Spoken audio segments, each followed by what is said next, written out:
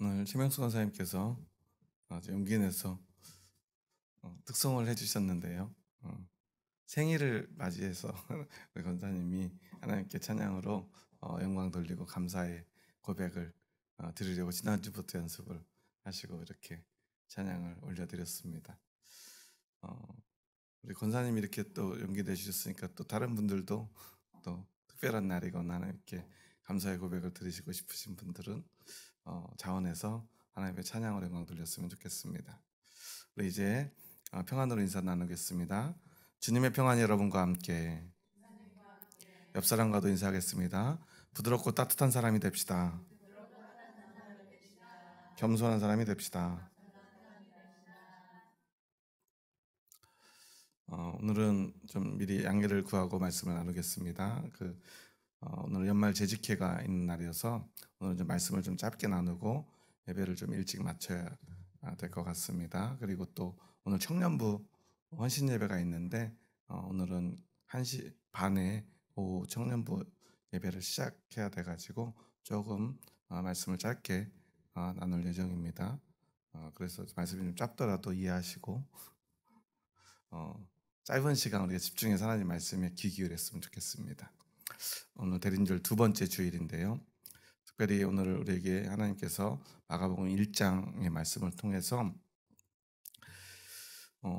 세례 요한의 모습과 또한 그의 외치는 소리를 통해 대림절을 기다린 예수님의 다시 오심을 기다리는 오늘 우리는 어떤 모습으로 살아야 되는지, 처음 예수님의 오심을 기다리고 준비했던 그 세례 요한의 모습을 통해서 말씀하시는 그 말씀을 우리가 들었으면 좋겠습니다. 마가복음은 다른 세 권의 복음서에 비해서 서론이 굉장히 짧고요. 전체 성경도 굉장히 짧습니다. 아니, 어쩌면 서론을 완전히 생략했다고도 할 수 있습니다. 그냥 바로 하나님의 아들 예수 그리스도의 복음의 시작이라는 말로 그 서론을 대신합니다. 그리고 또한 세례 요한의 이야기를 하면서도 다른 일체의 어떤 이야기를 다 빼고 예수님에 대해서 이야기하는 그것만을 기록하고 있어요. 왜냐하면 이 말씀을 듣는 이 마가복음의 성경을 읽는 사람들이 로마 교회의 교인들이었기 때문입니다. 그들은 당시 로마의 박해 속에서 하루하루를 죽음의 위기 가운데 살고 있었습니다. 네로 황제의 그 잔인 무도한 박해 속에서 하루하루를 사느냐 죽느냐의 싸움 속에서 그들은 내던져 있었다는 거예요. 어떤 신학적인 논쟁이 나요. 또 깊은 생각 속에 빠져 있을 겨를이 없는 그들에게 가장 중요한 복음의 핵심을 전하기 위해 마가복음은 기록되었습니다. 그래서 어쩌면 그 모든 복음서 중에 가장 짧고 간략하게 기록되어 있는지 몰라요. 가장 중요한 복음의 핵심과 우리는 누구이고 어떻게 살아야 되는지를, 그리고 우리의 소망은, 우리의 참된 믿음의 본질은 무엇인가를 그렇게 말하고 있는 것인지도 모릅니다. 그리고 오늘 본문에서 세례 요한에 대해서 바로 이야기합니다. 그러면서 선지자 이사야의 글을 소개합니다. 보라, 내가 내 사자를 내 앞에 보내노니 그가 내 길을 준비하리라. 광야에 외치는 자의 소리가 있어 이르되 너희는 주의 길을 준비하라. 그의 오실 길을 곧게 하라. 그리고 그 광야에 외치는 자의 소리가 바로 세례 요한임을 이야기합니다. 그는 주의 길을 준비하는 사람이었습니다. 그의 오실 길을 곧게 하는 사람이었습니다. 그러면서 세례 요한이 한 것이 무엇입니까? 우리 한번 4절과 5절의 말씀을 함께 봉독합니다. 세례 요한이 광야에 이르러 죄 사함을 받게 하는 회개의 세례를 전파하니 온 유대 지방과 예루살렘 사람이 다 나아가 자기 죄를 자복하고 요단강에서 그에게 세례를 받더라. 세례 요한이 한 것, 외치는 자의 소리는 어떤 것이었습니까? 죄 사함을 받게 하는 회개의 세례를 전파하는 것이었습니다. 회개하라, 천국이 가까웠느니라. 그리고 이 소리를 들은 사람들은 온 유대 지방과 예루살렘 사람이 다 나와 자기 죄를 자복하고 요단강에서 그에게 세례를 받았다고 합니다. 이 말의 의미는 무엇입니까? 오늘 우리 다시 오실 예수님을 기다리는 우리들에게도 이 말씀은 그대로 적용되어야 합니다. 어떤 사람들이 예수님의 다시 오실 그 길을 준비하는 사람들입니까? 바로 회개하는 사람들입니다. 죄사함을 받게 하는 회개의 세례를 받는 사람들입니다. 그렇다면 오늘 우리도 요단강으로 가서 세례 요한에게 세례를 받아야 합니까?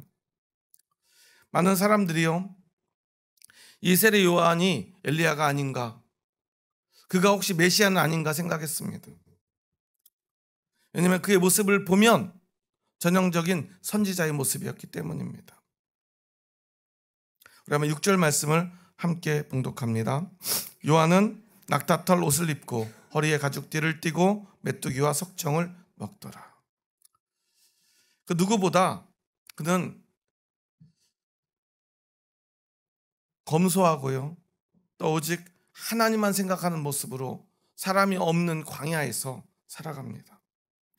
낙타털 옷, 가죽옷을 입었다는 것은 그곳 그 광야에서 입을 수 있는 옷, 그리고 거친 광야에서 그가 살기 위해서 입는 옷을 상징하고요, 메뚜기와 석청은 가장 가난하고 기근에 빠졌을 때 백성들이 먹던 음식이고요, 광야에서 구할 수 있는 어쩌면 유일한 식량인지도 모릅니다.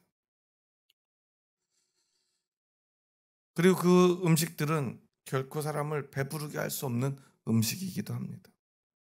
음식에 취하고 음식에 배부른 삶이 아니라 생존을 위한 음식을 먹으며 그는 그의 삶의 전부를 하나님께 드렸고요, 하나님의 음성을 듣는데 전심전력을 다했다는 것입니다.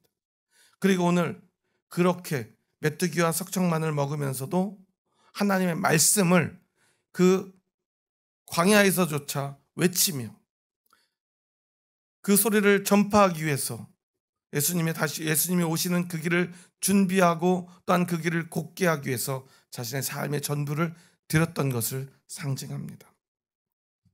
아무도 없는 곳에서 홀로 외치는 그 모습을 여러분 한번 상상해 보십시오. 얼마나 외롭고 힘든 길인가요? 그런데도 그는 끝끝내 그곳에서 외칩니다. 회개하라, 천국이 가까웠느니라고 말이죠. 그런 그를 향해서 혹시 당신이 메시아가 아닙니까? 라고 외치며 따르는 수많은 사람들에게 오늘 세례 요한은 분명히 진짜 메시아가 누구이며 우리는 어떻게 해야 되는지를 가르쳐 줍니다. 우리 7절과 8절 말씀을 함께 읽겠습니다. 그가 전파하여 이르되 나보다 능력 많으신 이가 내 뒤에 오시나니 나는 굽혀 그의 신발끈을 풀기도 감당하지 못하겠노라. 나는 너희에게 물로 세례를 베풀었거니와 그는 너희에게 성령으로 세례를 베푸시리라.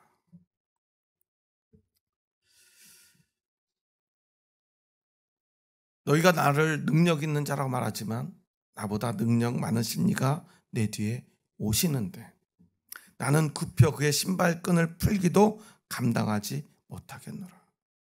신발끈을 푸는 행위는 종 중에서도요, 가장 신분이 낮은 종이 주인에게 하는 행위입니다. 자신은 내 뒤에 오실 그 메시아 예수 그리스도 앞에 서면 그의 신발끈을 풀기에도 감당하지 못할 정도로 나는 비천한 자입니다. 그는 그렇게 존귀한 분입니다. 나는 지금 물로 세례를 베풀지만 그는 성령으로 세례를 베푸실 것입니다. 자신을 낮추고요, 그리고 진짜 우리가 받아야 될 세례가 무엇인가를 가르칩니다. 물로 세례를 주었던 그의 모습에 사람들은 감동받았고요, 그리고 그 세례받는 그 의식 속에서 그들의 죄가 사하여졌음을 그들은 확신했습니다. 요단강에 세례를 받을 때 어떻게 세례를 받죠? 실제로는 세례 요한이 베풀었던 그 세례는 세례라기보다는 침례에 가깝습니다. 그곳에 와서 죄사함을 받기 원하는 사람들에게 안수를 하고요, 그들의 머리를 물속에 깊이 밀어 넣어서 완전히 잠기게 만듭니다. 그 세례의 의미는 무엇이죠? 죄 가운데 태어난 우리의 모든 죄를 그 물속 깊은 곳에 담그어 완전히 씻어주는 것을 의미하고요. 머리 끝까지 물속에 담금으로 말미암아 죄 가운데 살았던 이전의 생명이 죽고 이제는 죄가 씻음받은 생명으로 다시 태어남을 상징합니다. 그런데 문제는 자신은 물로 세례를 주는 사람, 즉 한 번 씻어주지만 또 그 세례는 그냥 일회적인 것임을 이야기합니다. 완전한 죄 씻음이 아니라는 것을 그는 사람들에게 이야기하는 것입니다. 하지만 완전한 죄 씻음에 성령의 세례를 주시는 분이 오시는데 그분이 바로 메시아, 예수 그리스도임을 이야기합니다. 그리고 오늘 우리는 이 땅에 오신 예수 그리스도의 그 생명으로 말미암아 그 십자가의 은혜로 말미암아 세례 요한이 선포했던 성령의 세례로 살아가는 사람들입니다. 그렇다면 오늘 이곳에 있는 저와 여러분은 성령의 세례 받은 사람임을 여러분은 확신하십니까? 아멘. 여러분 성령의 세례 받았음을 믿으십니까?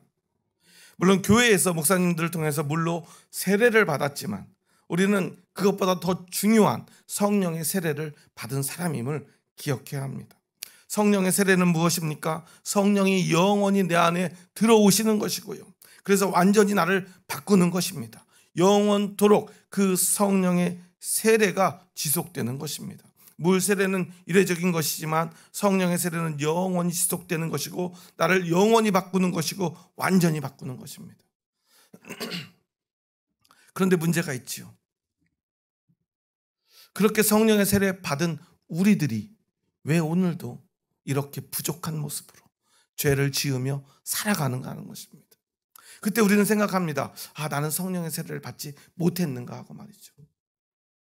그런데 여러분 성령의 세례는 무엇입니까?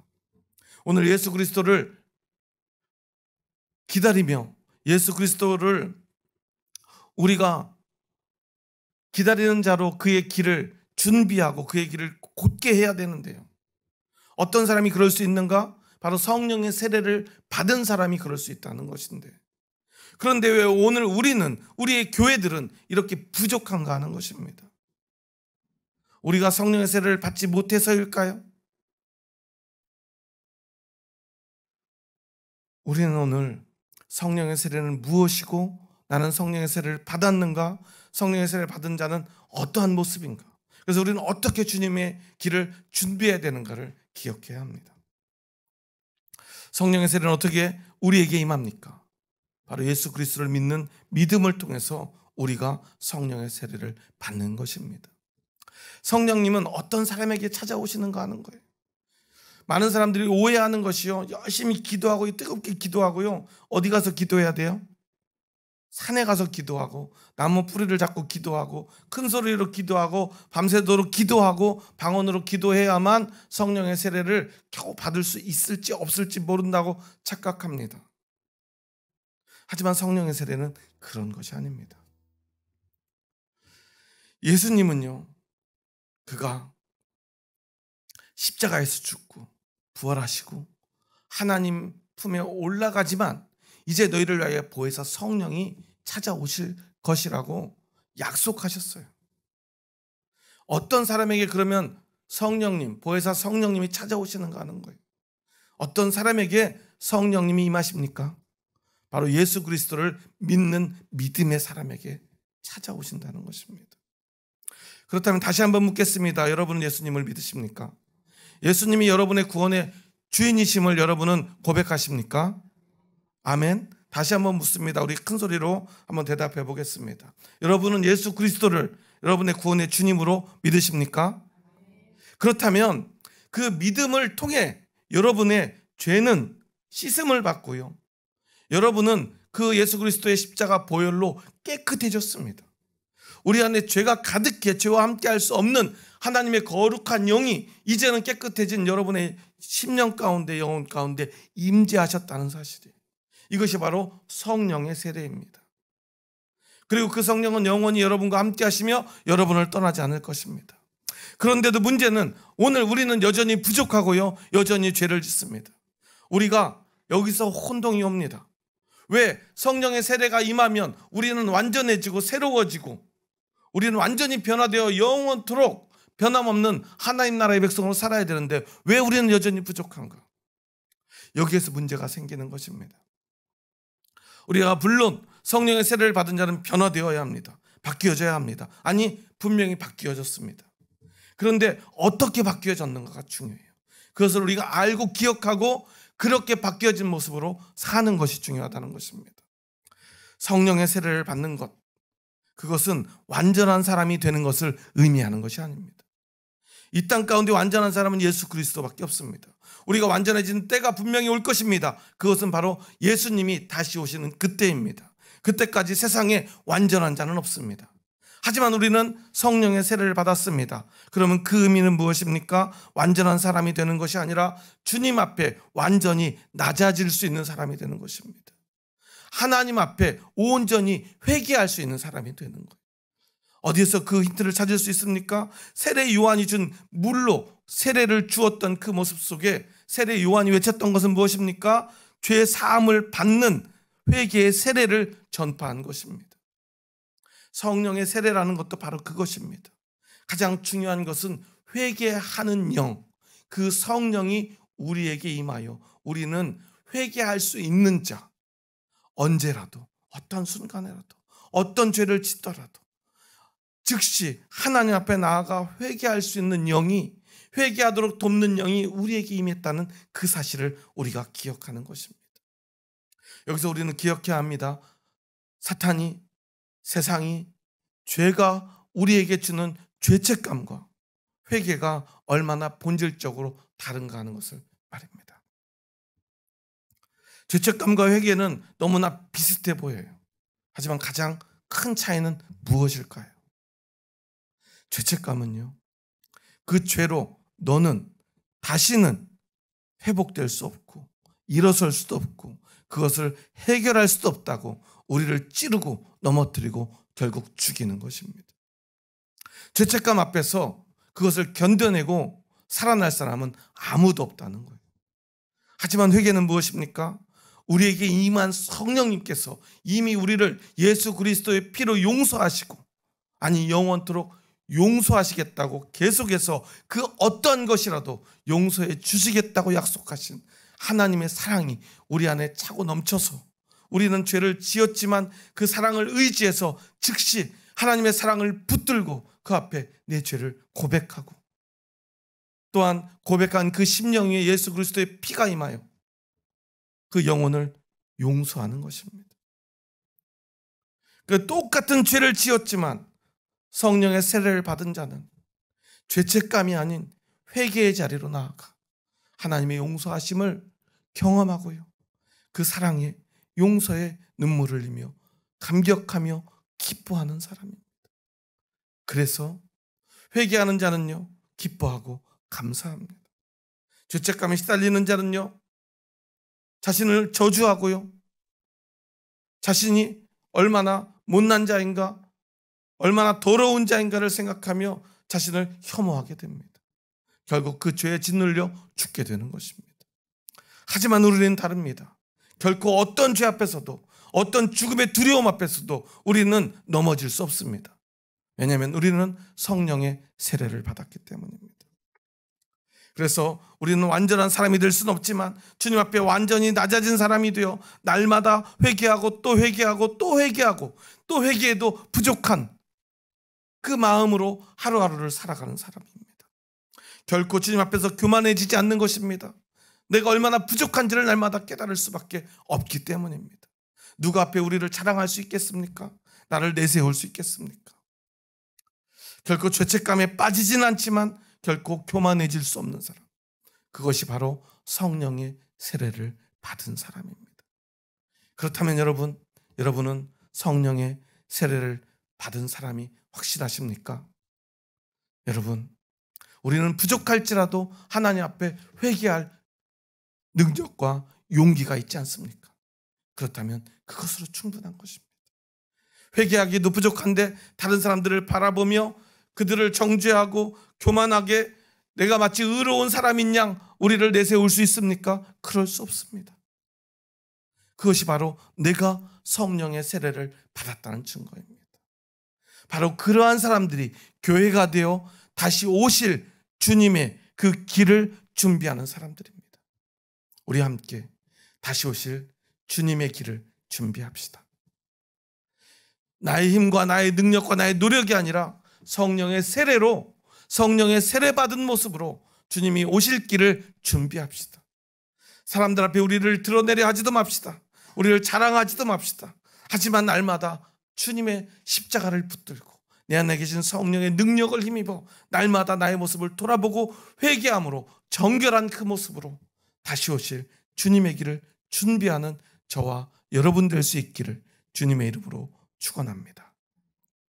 우리 마지막으로 한번 그렇게 성령 세례 받은 우리들이 얼마나 고귀한 사람들인가를 기억하며 인사하고 오늘 말씀을 마치도록 하겠습니다. 함께 옆 사람 보면서 이렇게 인사해 보겠습니다. 우리는 성령의 세례 받은 사람들입니다. 우리 안에는 성령님이 계십니다. 성령님을 힘입어 회개하며 삽시다. 네, 그리고 이제 우리 한번 오늘 설교 말씀처럼 주의 길을 준비하자고 결심하며 옆 사람 손잡고 한번 이렇게 결단하며 고백하겠습니다. 우리 함께 주의 길을 준비합시다. 주의 사랑으로 사랑합니다. 기도하시겠습니다. 하나님 감사합니다. 저희 부족하고 연약한 자들 사랑하셔서 저희들을 주님의 길을 준비하는 자로 불러주시니 감사합니다. 하지만 우리의 능력과 우리의 힘으로, 우리의 경험으로, 우리의 지식으로 할 수 없는 이름을 고백합니다. 그래서 세례 요한은 물로 세례를 주며 회개를 촉구하며 처음 오실 주님을 기다렸습니다. 하지만 그가 기다린 주님은 이 땅에 오셔서 성령으로 세례를 베푸신 분임을 고백합니다. 그렇게 우리는 성령의 세례를 받고 다시 오실 주님을 기다리며 주님의 길을 준비할 자임을 고백합니다. 이제 성령의 세례 받은 자로 주님의 길을 준비하게 하여 주시옵소서. 예수님의 이름으로 기도합니다. 아멘.